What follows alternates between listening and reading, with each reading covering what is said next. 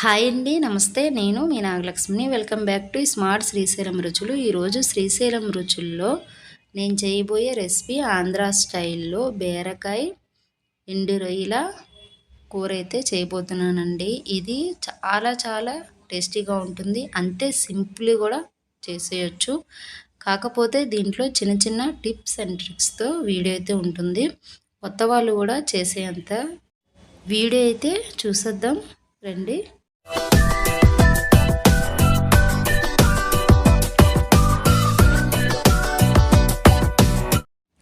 బీరకాయ ఎండు రొయ్యల కూర కోసం అయితే 4 స్పూన్ల నూనె అయితే వేసుకుంటున్నానండి. మీకు తెలిసిందే కదా, బీరకాయ కూరలో నూనె అనేది ఎక్కువ పడుతుంది ఎప్పుడైనా సరే. నూనె వేడెక్కిన తర్వాత అయితే 1/2 టీ స్పూన్ జీలకర్ర, 4-5 రెబ్బల వెల్లుల్లి, ఇవి పొట్టు తీయకుండా దంచి వేసుకుంటున్నానండి. 2 ఎండుమిర్చి ముక్కలుగా చీల్చి వేసుకున్నాను. 2 పెద్ద ఆనియన్స్ వేసుకుంటున్నాను. ఆనియన్స్ లైట్గా కావాలనుకున్న వాళ్ళు ఒకటి వేసుకుంటే సరిపోతుందండి. 6 పచ్చిమిర్చి ఇలా చిన్న ముక్కలుగా కట్ చేసి వేసుకుంటున్నానండి. పచ్చిమిర్చి కూరలో కొంచెం ఎక్కువ ఉంటేనే బాగుంటుంది. ఇప్పుడు 2 రెబ్బల కరివేపాకు వేస్తున్నాను. ఇవన్నీ చిన్న మంట మీద వేయించుకోవాలండి. చిటికెడు పసుపు వేసి ఇలా కలుపుతూ చిన్న మంట మీదే వేయించుకోవాలి. ఇలా వేగిన తర్వాత అయితే 2 స్పూన్ల కొత్తిమీర వేసుకొని ఇంకొకసారి అయితే బాగా కలుపుకోవాలి.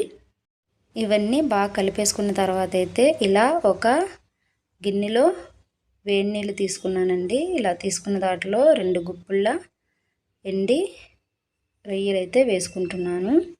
అయితే ఇంతకుముందు నేను వంకాయ ఎండు రొయ్యల కూర చేసినప్పుడైతే రొయ్యలు వేయించకుండా వేశారు కదా, నీసు వాసన రాదా అని కామెంట్ పెట్టారండి. లేదు, నీసు వాసన రాదు. రొయ్యలు వేయించకుండా వేడి నీటిలో నానబెట్టి వేసుకుంటే నీసు వాసన అనేది రాదండి. అయితే ఇప్పుడు నేను బీరకాయ ఎండు రొయ్యల కోసం బీరకాయలు అయితే ఇలా 1/2 కేజీ బీరకాయలు తీసుకొని చిన్న చిన్న ముక్కలుగా కట్ చేసి వేసుకుంటున్నాను.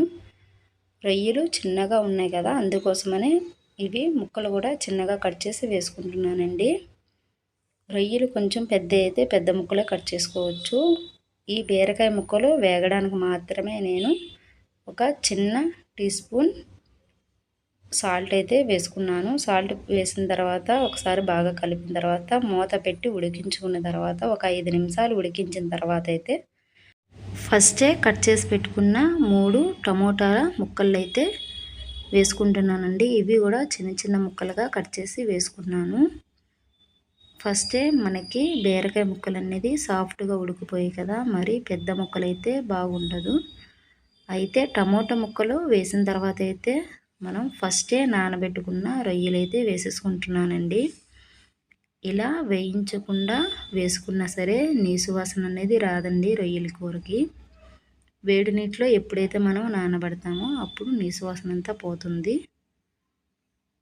బీరకాయ రొయ్యల కూరకి అయితే ఎప్పుడైనా సరే చిన్న రొయ్యలు తీసుకుంటేనే టేస్ట్ బాగుంటుంది. వేడి నీటిలో నానబెట్టడం వల్ల రొయ్య అనేది ఫస్ట్ గట్టిగా ఉంటుంది కదా, సాఫ్ట్గా అయిపోతుంది.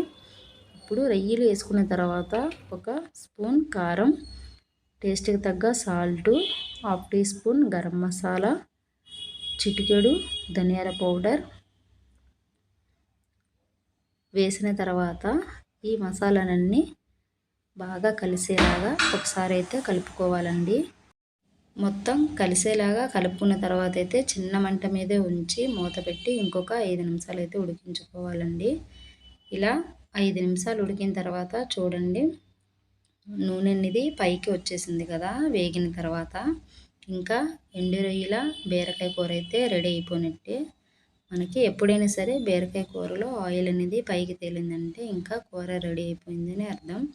అయితే లాస్ట్లో కొంచెం కరివేపాకు, కొంచెం కొత్తిమీర అయితే వేసేస్తున్నానండి. వేసుకున్న తర్వాత ఇంకా స్టవ్ ఆఫ్ తీసేసుకోవడమే. ఇవి 2 వేసిన తర్వాత అయితే ఇంకొకసారి బాగా కలిపేసుకుంటున్నాను. ఇలా కలిపిన తర్వాత ఒక 2 సార్లే కలపాలండి.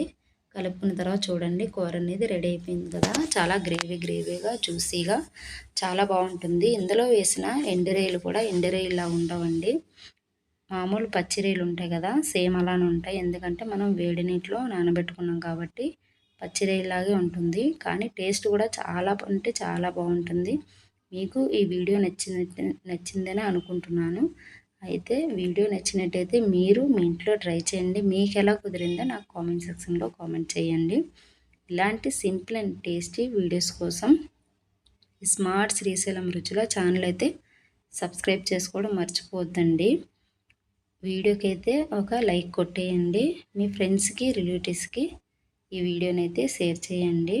కామెంట్ పెట్టడం మర్చిపోద్దండి. బెల్ ఐకాన్ కూడా ప్రెస్ చేయండి.